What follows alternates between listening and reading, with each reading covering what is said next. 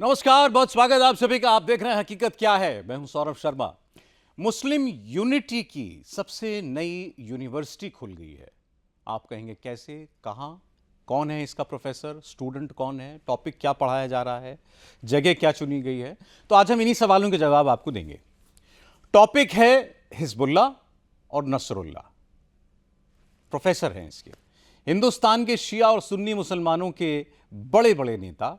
जगह है Lucknow, Hyderabad, Meerut, Delhi, Bareilly, Aligarh, Mumbai. Muslim unity की सबसे नई यूनिवर्सिटी में पढ़ाने का तरीका क्या है? पढ़ाने का तरीका है इजराइल का वीडियो दिखाना, गाजा की वीडियो दिखाना, लेबनान की वीडियो दिखाना, नसरुल्लाह पर 2-2 घंटों की स्पीच देना, हिजबुल्लाह पर देर रात तक मजमा लगाकर भीड़ जुटाकर तकरीर करना। और इसके बाद रिएक्शन क्या आता है, कैमरे पर क्या क्या होता है, यह सब आपको इस रिपोर्ट देखने के बाद पता चलेगा। Sayyed Hassan Nasrallah, Sayyed Hassan Nasrallah, Sayyed Hassan Nasrallah, Sayyed Hassan Nasrallah, Sayyed Hassan Nasrallah, Hassan Nasrallah, शहीद Hassan Nasrallah, Sayyed Hassan Nasrallah, Hassan Nasrallah, Sayyed Hassan Nasrallah, शहीद आयतुल्लाह। हिंदुस्तान के मुस्लिम मोहल्लों में लेबनान वाली स्क्रिप्ट कौन लिख रहा है? हिंदुस्तान के मुस्लिम मोहल्लों में नसरुल्लाह वाली क्लास किसने खोल दी है? नसरुल्लाह वाली ये क्लास कहां कहां चल रही है? कौन कौन इस क्लास में एडमिशन ले रहा है? लखनऊ में बीच चौराहे पर नसरुल्लाह, लखनऊ के नवाजगंज में बंद कमरे में सामने मौलाना, पीछे की ओर दाएं बाएं नसरुल्लाह। एक और लोकेशन पर स्टेज पर माइक पकड़े मौलाना, उनके सामने नसरुल्लाह और उनके पीछे नसरुल्लाह। यूपी के मेरठ में भी वही नजारा, बंद कमरे में माइक, पीछे की दीवार पर नसरुल्लाह। अलीगढ़ के बारगाह हुसैनी मस्जिद की दीवारों पर हसन नसरुल्लाह, इसी मस्जिद की दीवारों पर पीछे हिजबुल्लाह, सामने मौलाना। पिछले 3 दिन से, पिछले 80 घंटों से मौलानाओं की टोली ने बाकी मुद्दों पर बोलना छोड़ रखा है। नसरुल्लाह और हिजबुल्लाह वाला टेप ऑन कर रखा है। एक तरफ सऊदी अरब जैसा मुल्क है जिसने अपने देश में फिलिस्तीन और नसरुल्लाह के समर्थन में नमाज या किसी भी किस्म की नारेबाजी पर बैन लगा दिया है। दूसरी तरफ भारत है जहां खुलकर नसरुल्लाह और हिजबुल्लाह के समर्थन में प्रोटेस्ट मार्च निकल रहे हैं। एक नहीं, कई सारी लोकेशंस पर प्रदर्शन हो रहे हैं। मगर अब नसरुल्लाह वाली ये क्लास देश की राजधानी दिल्ली में भी खुल गई है। जमकर पोस्टरबाजी हो रही है, नॉन स्टॉप नारेबाजी हो रही है।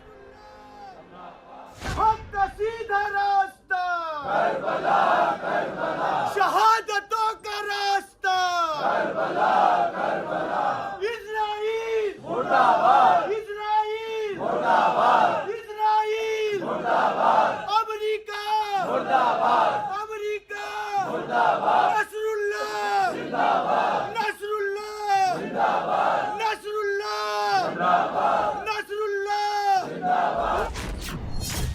सवाल है कि लुटियन जोन में प्रधानमंत्री आवास से सिर्फ 5 किलोमीटर दूर नसरुल्लाह वाला ट्यूशन कौन दे रहा है, क्यों दे रहा है? आखिरकार इस इकोसिस्टम का हसन नसरुल्लाह के हमदर्द लोगों का क्या इरादा है? हिंदुस्तान में नसरुल्लाह और हिजबुल्लाह के लिए समर्थन जुटाने वाला तबका शिया समुदाय का है। हैदराबाद, मुंबई और लखनऊ की ही तरह दिल्ली में भी नसरुल्लाह वाली शोक सभा का आयोजन शिया समुदाय के लोगों ने ही किया। जो मौलाना कुछ घंटों पहले देर रात लखनऊ में नसरुल्लाह के लिए आंसू बहा रहे थे, वो भी इस मंच पर दिखे। साथ में ईरान के डिप्लोमेट, फिलिस्तीन के डिप्लोमेट, सब इस शोक सभा में शामिल हुए। यहां एक नैरेटिव देने की कोशिश की गई। नसरुल्लाह और हिजबुल्लाह के समर्थन में स्क्रिप्ट पढ़ी गई। और यह इसलिए हुआ क्योंकि शिया समुदाय का एक बड़ा तबका हिजबुल्लाह को वो नहीं मानता जो पूरी दुनिया मानती है। हिंदुस्तान के शिया समुदाय की नजरों में नसरुल्लाह वो नहीं थे जिसका ठप्पा दुनिया ने लगा रखा था। समाज का यह वर्ग नसरुल्लाह में वो देखता है जो कोई और देखना नहीं चाहता। लब्बैक या नसरुल्लाह, लब्बैक या नसरुल्लाह। हमारे सर से साया उठा है। एक ढाढ़स थी जो हमारे सर से उठी है। हर घर के अंदर गम का माहौल है, हर इंसाफ परस्त के घर में गम का माहौल है। उस जालिम को, उस आतंकवादी इजराइल को सही ठहराने की कोशिश की जा रही है और यह कोशिश की जा रही है कि हसन नसरुल्लाह साहब को आतंकवादी बताया जाए। पूरे हिंदुस्तान का कोई एक शहर ऐसा नहीं होगा जहां आयतुल्लाह सैयद हसन नसरुल्लाह की हिमायत में प्रोग्राम ना हो रहे हों।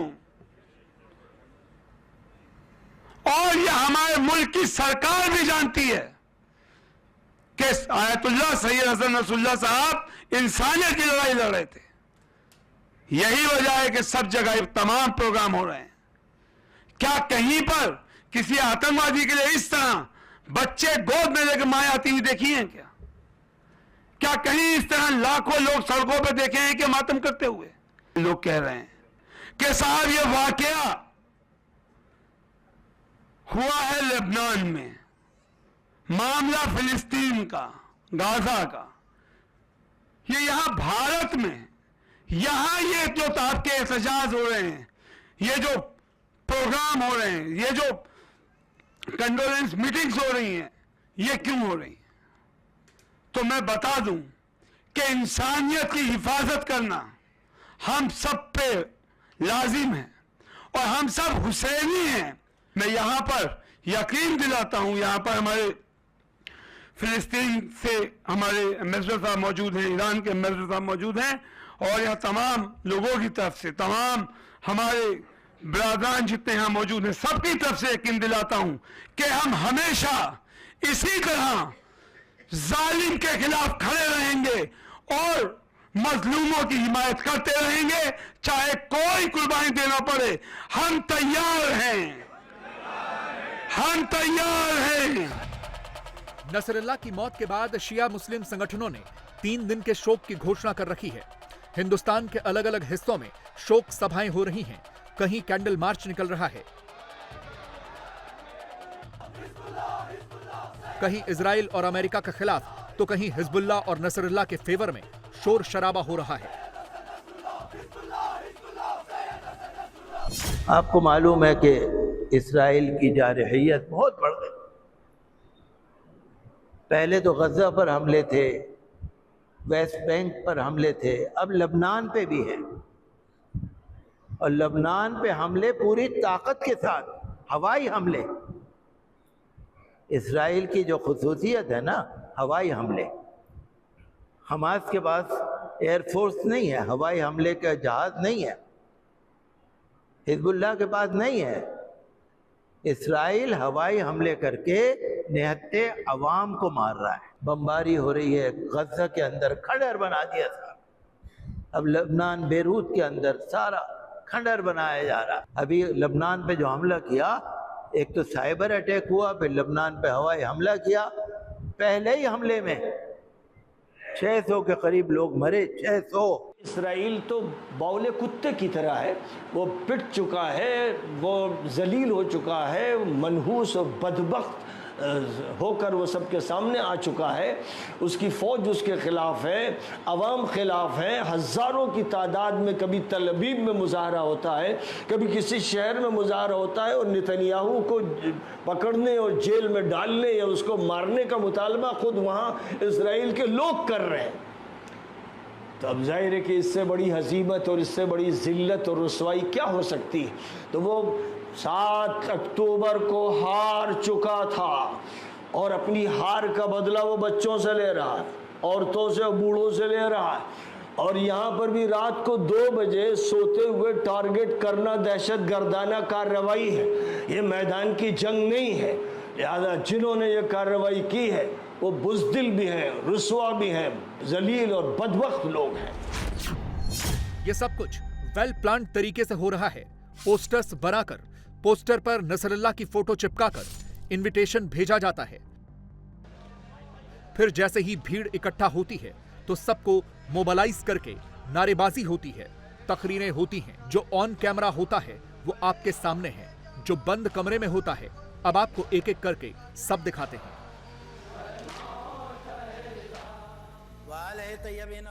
इनसे मिलिए, यह है मौलाना रजीउल हसन। कुछ घंटों पहले इन्होंने मध्य प्रदेश के भोपाल में अपनी तकरीर दी है। ये जिस जगह बैठकर अपनी स्पीच दे रहे थे वहां नसरुल्लाह की तस्वीर तो नहीं दिखी, लेकिन स्क्रिप्ट इन्होंने हिजबुल्लाह और नसरुल्लाह वाली ही पढ़ी। हसन नसरुल्लाह और हिजबुल्लाह, समझ रहे हैं आप? ये अगर ना होते ना तो आज पूरे इराक और पूरे सीरिया के ऊपर आईएस का कब्जा हो चुका था। कि वह एक शख्स नहीं थे, बल्कि वह एक मकतब और एक रास्ता था, और ये रास्ता जो है कभी बंद होने वाला नहीं है। तुमने एक नसरुल्लाह को शहीद किया है, अल्लाह जो है सैकड़ों नसरुल्लाह को लाके खड़ा कर देगा। समझ रहे हैं आप?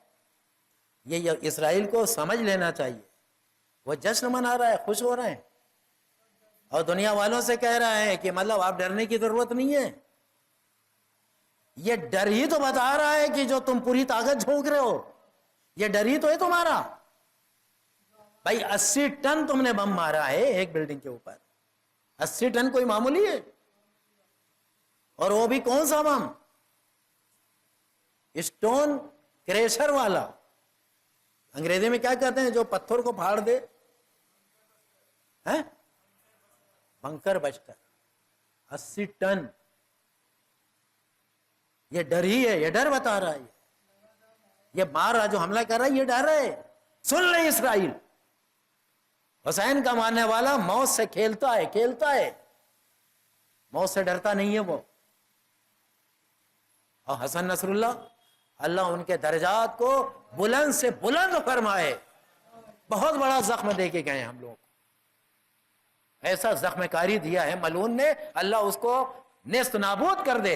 एक नसरुल्लाह गए इस दुनिया से, अल्लाह 10 नसरुल्लाह को लाके खड़ा करेगा, और इसराइल की नींद हराम हो जाएगी इंशाअल्लाह, और उसके ताबूत में आखिरी किल साबित होगी नसरुल्लाह की शहादत। बात सिर्फ 1 या 2 दिन की नहीं है, बाकायदा एडवांस में पोस्टर्स छप रहे हैं। 6 अक्टूबर को होने वाली शोक सभा का इनविटेशन सोशल मीडिया के जरिए फैलाया जा रहा है।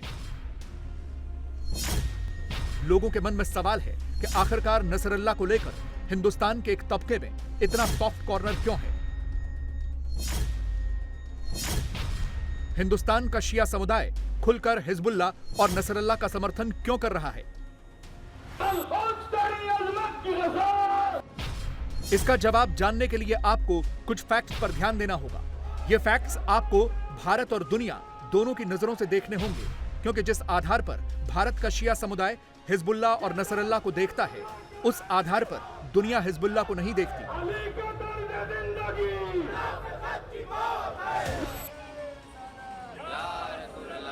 हिंदुस्तान में शिया समुदाय का एक बड़ा तबका हिजबुल्लाह को एक पॉलिटिकल पार्टी मानता है, ना कि आतंकवादी संगठन।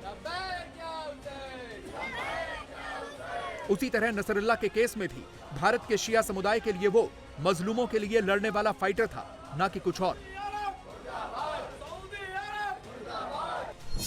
अब यही टोन जमात-ए-इस्लामी हिंद जैसे सुन्नी मुस्लिम संगठनों की ओर से भी सुनाई देने लगी है।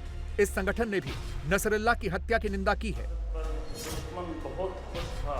और बाकी का काम अलग अलग लोकेशन पर मौलानाओं और मुफ्तियों की टोली ने मजमा लगाकर भीड़ जुटाकर करना शुरू कर दिया, अपना नैरेटिव फिट कर दिया है।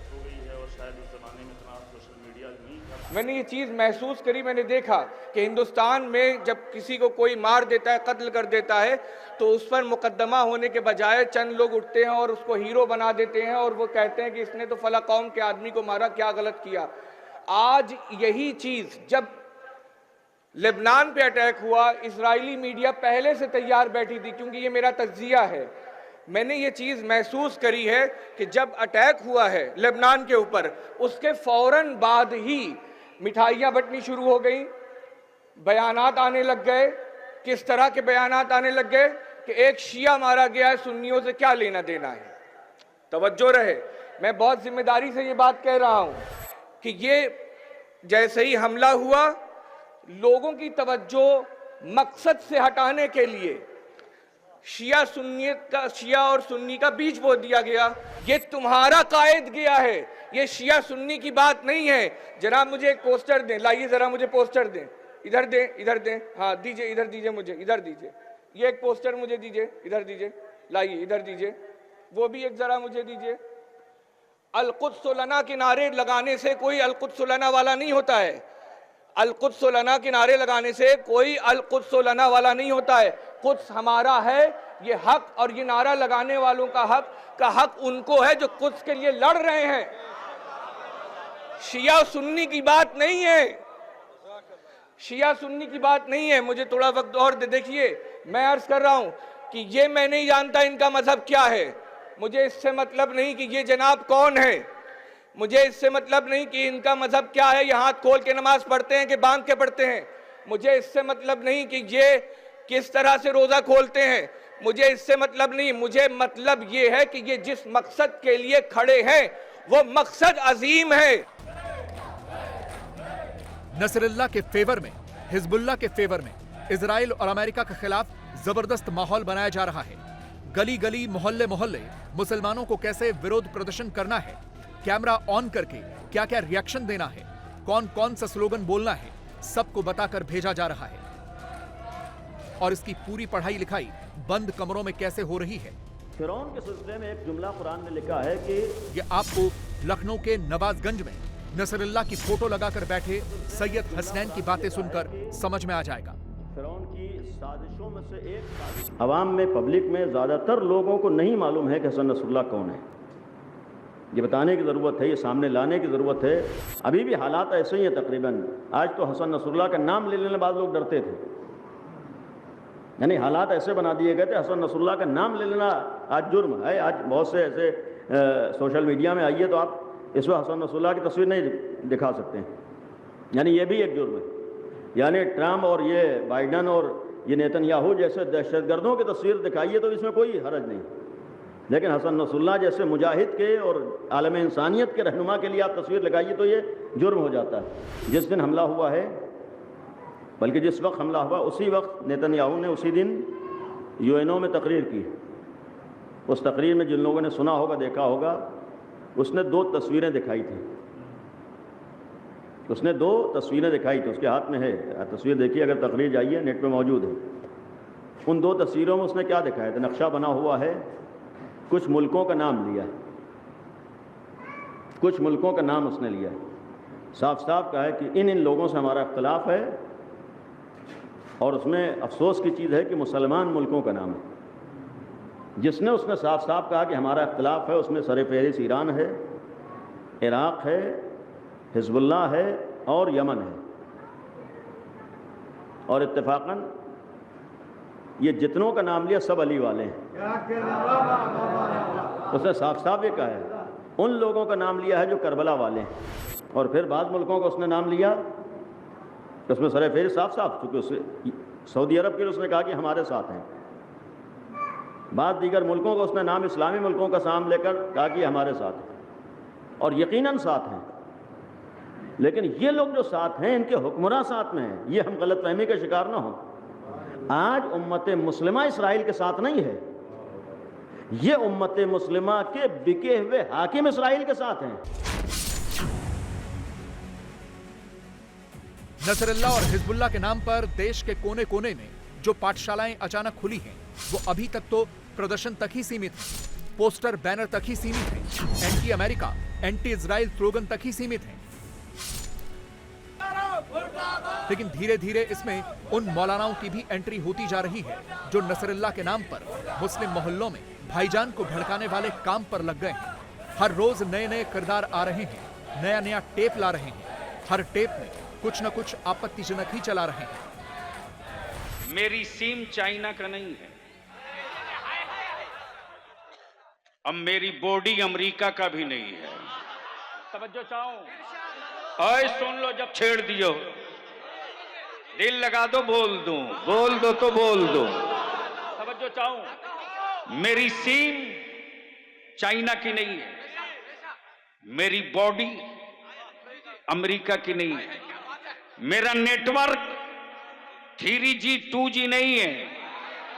अमा बलियाबी तो खम ठोक के कहता है, सीम है इस्लाम का, नेटवर्क है कुरान का, और टावर है करबला वाले हुसैन का। इस वक्त पूरी दुनिया का कुफ्र मीटिंग कर रहा, मंथन कर रहा, मेरे हौसलों को तोड़ रहा, मेरी हिम्मत को तौल रहा है और हर रोज एक नई स्क्रिप्ट, एक नया एपिसोड जोड़ा जाता है कि हौसले टूटे हैं कितने, हिम्मतें झुकी हैं कितनी, हौसले टूटे हैं कितने, हिम्मतें झुकी हैं कितनी। तो कुफ्र की हवेली में रहने वालों को बलियाबी बरेली के मसलक के रजा के सुरमा लगवा कर कहता है, हमें आजमाने के लिए अमेरिका का व्हाइट हाउस मत देखना, अरे हमें समझना हो तो फलस्तीन के ईमान वालों को देखकर समझ लो। और चारों तरफ से लगा सदा लब्बैक लब्बैक लब्बैक लब्बैक लब्बैक, हाथ किसी का नीचे न रहे, सब हाथ उठाओ, झंडा बना दो।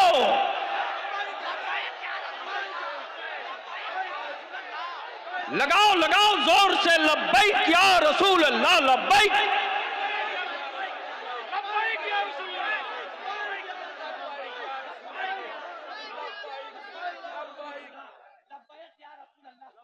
जब नबी के नारे से इतना डर लग रहा है तो करबला से कोई अली असगर निकल आएगा तो क्या होगा। अब इजराइल के टारगेट पर ईरान है।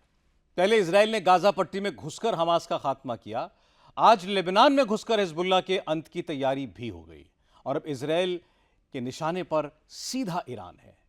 अभी तक तो ईरान इजराइल के साथ हमास और हिजबुल्लाह जैसे प्रॉक्सीज की मदद से लड़ता था, लेकिन अब खबर मिल रही है कि ईरान भी इजराइल पर एक बड़ा हमला कर सकता है और यह आशंका अमेरिका की तरफ से जताई गई है कि ईरान इजराइल पर बैलिस्टिक मिसाइल से हमला करने वाला है। इजराइल तो पहले से ही तैयार बैठा है, वो किसी के कहने से नहीं रुक रहा। अमेरिका ने भी इजराइल को लेबनान में जमीनी हमला करने से रोका था, लेकिन इजराइल कहां रुका, क्योंकि उसने तय कर लिया है कि वो अपने दुश्मनों का अब की बार पूरा खात्मा करके रहेगा।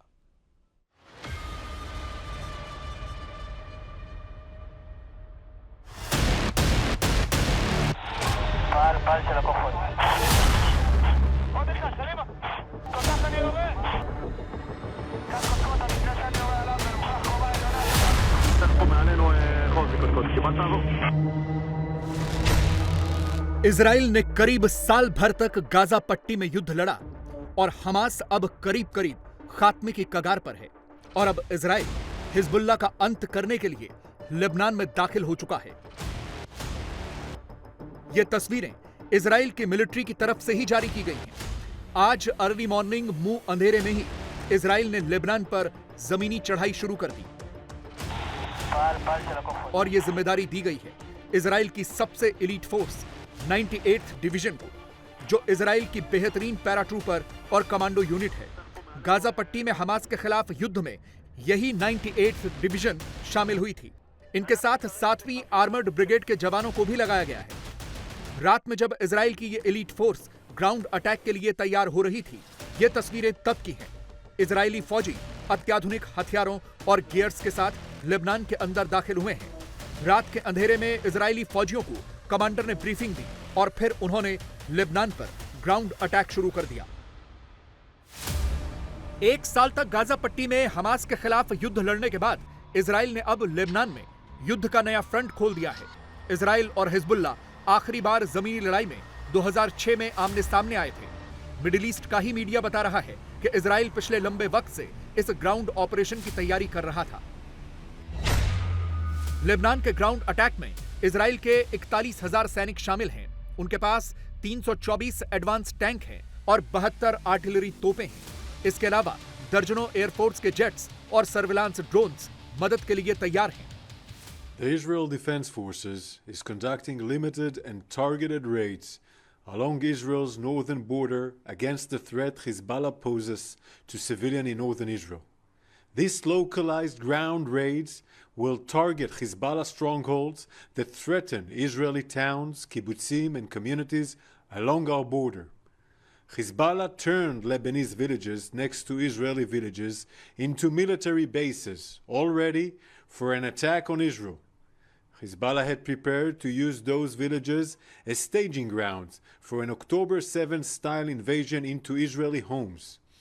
Hezbollah planned to invade Israel, attack Israeli communities, and massacre innocent men, women, and children. They called this plan Conquer the Galilee.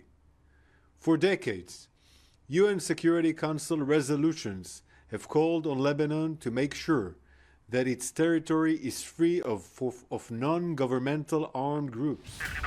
लेकिन सवाल है कि क्यों, आखिर क्यों इजराइल को हिजबुल्लाह के खिलाफ यह ग्राउंड रेड करने की जरूरत पड़ी? क्योंकि इजराइल ने एयर स्ट्राइक में हिजबुल्लाह की टॉप लीडरशिप को खत्म कर दिया है। हिजबुल्लाह के हेड हसन नसरुल्लाह को भी मार दिया है। पेजर और वॉकी टॉकी के अटैक में हिजबुल्लाह के कमांडर नेटवर्क को भी ध्वस्त कर दिया है। इजराइल लगातार लेबनान में हिजबुल्लाह के ठिकानों पर एयर स्ट्राइक कर रहा है, तो फिर इजराइल को लेबनान के अंदर घुसकर जमीनी अटैक क्यों करना पड़ रहा है? यह समझने के लिए आपको इजराइल के कुछ दावों को जानना होगा। इजराइल का कहना है कि हिजबुल्लाह ने उसके उत्तरी बॉर्डर पर बहुत से हथियारों को छिपाया हुआ है और इन हथियारों को यहां रहने वाले आम लोगों के घरों में छिपाया गया है। इजराइल कह रहा है कि पिछले 20 साल में हिजबुल्लाह ने इन्हीं इलाकों में अपना टेरर नेटवर्क खड़ा किया, खास तौर पर अपना फोकस दक्षिणी लेबनान पर रखा और इन इलाकों को इजरायली सेनाओं और लोगों पर हमला करने के लिए लॉन्च पैड की तरह इस्तेमाल किया। इजरायली इंटेलिजेंस के मुताबिक हर 2 से 3 घरों के अंदर हिजबुल्लाह ने अपने हथियार छिपाए हुए हैं। बाकायदा इजराइल की तरफ से एक वीडियो जारी करके पूरा एनिमेशन बनाकर इसकी जानकारी सार्वजनिक की गई। This is southern Lebanon. There are dozens of Lebanese villages along approximately 80 kilometers of the border with Israel. For over 20 years, Hezbollah has deployed its arms, such as cruise missiles, rockets, launchers, and explosive UAVs inside civilian homes hidden behind the Lebanese population. Let's look at an example that we identified a few weeks ago. This is a Russian-made DR-3 cruise missile hidden inside of a home. The IDF identified the terrorists making an opening in the building that exposed the missile. We are monitoring these activities, locating the weapons and eliminating them with precise intelligence-based strikes. The IDF is operating and will continue to operate in defense of the citizens of Israel wherever required. Israel का कहना है कि Hezbollah Israel के border इलाकों में 7 अक्टूबर जैसे हमले की तैयारी कर रहा था। 7 अक्टूबर 2023 को हमास ने गाजा पट्टी से इजराइल में घुसकर कत्लेआम मचाया था। 1200 इजरायलियों की हत्या की और 250 के करीब को किडनैप करके गाजा ले गए। अब इजराइल का दावा है कि हिजबुल्लाह इजराइल के निर्दोष लोगों की ऐसे ही हत्या करने की प्लानिंग कर रहा था, लेकिन उससे पहले ही इजराइल ने ग्राउंड अटैक लॉन्च करके हिजबुल्लाह को पूरी तरह से डिसमेंटल करने का प्लान बना दिया। Hezbollah is the world's largest non-state army, and southern Lebanon is swarming with Hezbollah terrorists and weapons. If the state of Lebanon and the world can't push Hezbollah away from our border, we have no choice but to do it ourselves. I want to make it clear. Our war is with Hezbollah, not with the people of Lebanon. We do not want to harm Lebanese civilians, and we're taking measures to prevent that. We will not let 7th of October happen again on any one of our borders. We will continue doing whatever necessary so that Israeli families can return to their homes in safety and security. Israel की नई कार्रवाई के बाद एक बात तो तय है कि अब इजराइल समझौते के मूड में नहीं है। पूरी दुनिया चाहती है कि इजराइल हमले रोक दे, यहां तक कि खुद इजराइल के दुश्मन भी यही चाहते हैं कि अब बस इजराइल रुक जाए, लेकिन इजराइल रुक नहीं रहा। हालांकि इजराइल के लिए भी खतरा तो है। हिजबुल्लाह के पक्ष में सबसे बड़ी बात यह है कि उसे होम एडवांटेज है। हिजबुल्लाह के लड़ाके यहाँ की परिस्थितियों से वाकिफ हैं, वो यहाँ के गांवों को, यहाँ के पहाड़ों को जानते हैं। खुद इजराइल बता रहा है कि उन्होंने यहाँ घर घर में हथियार छिपाए हुए हैं। इसके अलावा साउथ लेबनान के इन गांवों में भी हिजबुल्लाह के लड़ाकों की सुरंगें बताई जाती हैं। इसीलिए इजराइल के लिए ये जंग आसान नहीं होगी, क्योंकि हिजबुल्लाह की तरफ से भी इजराइल को पूरा जवाब दिया जाएगा। वैसे भी लेबनान की तरफ से हिजबुल्लाह के इजराइल पर रॉकेट हमले नहीं रुक रहे, अभी भी हो रहे हैं। कल रात सेंट्रल इजराइल की तरफ लेबनान से बहुत से रॉकेट फायर किए गए। इन हमलों में एक इजरायली शख्स घायल भी हुआ है। इजराइल की राजधानी तेल अवीव में सायरन बज रहे हैं क्योंकि लेबनान की तरफ से रॉकेट फायर किए गए हैं। इजरायली मिलिट्री ने जैसे ही जमीनी ऑपरेशन शुरू किया, तुरंत हिजबुल्लाह की तरफ से इजराइल पर ये रॉकेट दागे जाने लगे।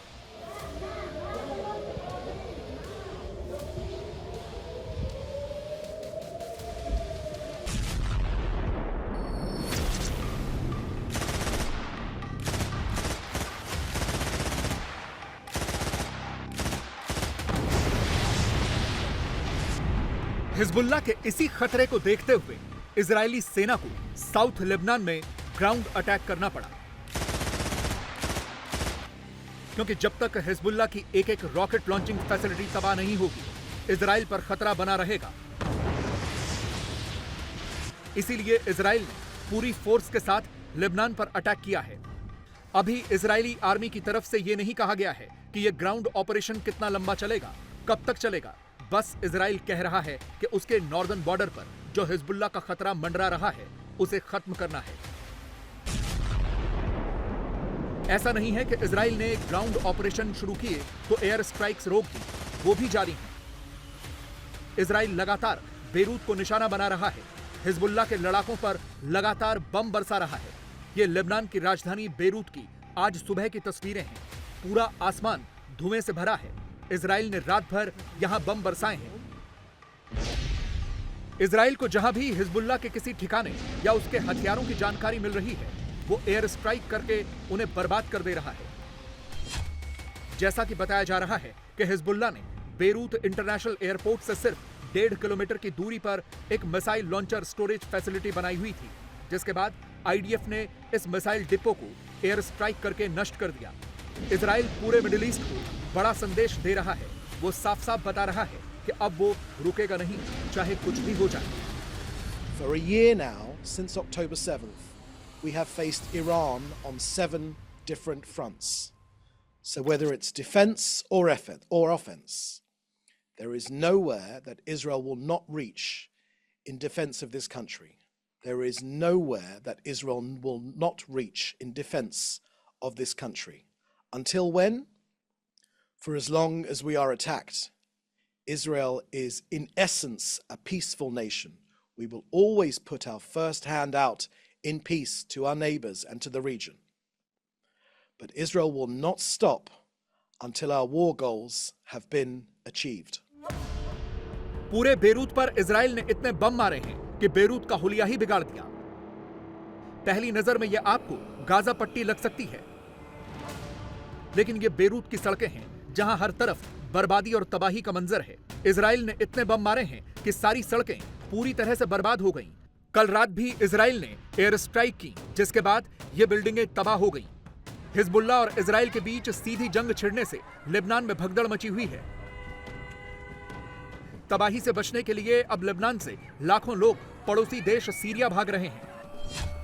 यूनाइटेड नेशंस के मुताबिक 17 सितंबर के बाद से अब तक लेबनान के 10 लाख से ज्यादा नागरिक भागकर सीरिया पहुंच चुके हैं। लेबनान और सीरिया के बॉर्डर पर शरणार्थियों की लंबी लंबी कतारें देखी जा रही हैं। अब संयुक्त राष्ट्र की तरफ से भी कहा जा रहा है कि इस युद्ध ने एक बहुत बड़ा मानवीय संकट खड़ा कर दिया है। We are gravely concerned by the widening hostilities in the Middle East and their potential to engulf the entire region in a humanitarian and human rights catastrophe. The prospects that the situation may deteriorate further with a terrible impact on civilians and that it could rapidly expand to embroil other states in the region are real. With armed violence between Israel and Hezbollah boiling over, the consequences for civilians have already been awful, and we fear a large-scale ground invasion by Israel into Lebanon would only result in greater suffering. Israel के जमीनी हमले के बाद दुनिया को भी अब यह समझ में आने लगा है कि युद्ध और लंबा खिंच रहा है, क्योंकि इजराइल रुक नहीं रहा। सबकी निगाहें अमेरिका की तरफ हैं, जो इजराइल के रक्षा के अधिकारों के साथ-साथ सीज़फायर की भी बात कर रहा है। We support Israel's right to defend itself against terrorism. That includes by bringing brutal terrorists such as Hassan Nasrallah to justice. At the same time, we ultimately want to see a diplomatic resolution to conflict in the Middle East that provides long-term security for the people of Israel, the people of Lebanon, and the Palestinian people, as well as the broader region. And we will continue to work to advance efforts along those fronts. लेकिन हकीकत यह है कि Israel रुकने वाला नहीं है। वो इस बार आर पार के मूड में है। इजराइल कह रहा है कि वो 7 फ्रंट पर युद्ध लड़ रहा है, लेकिन जीत उसी की होगी। המלחמה הזאת היא מתאפיינת בזה שאנחנו לוחמים ב7 גזרות שונות, דבר שלא עשינו אף פעם. מעזה עבור ליהודה ושומרון, לבנון, סוריה, תימן, עיראק ואיראן. בכל המקומות האלה צה"ל תחת פיקודו של הרמטכ"ל והפיקוד של הגופים השונים פה פעל. ופעל בהצלחה רבה, לפעמים ב2 ו3 ו4 חזיתות בו זמנית. אני חושב שזה ראוי להערכה, ואין אחד שלא מבחין בעניין הזה.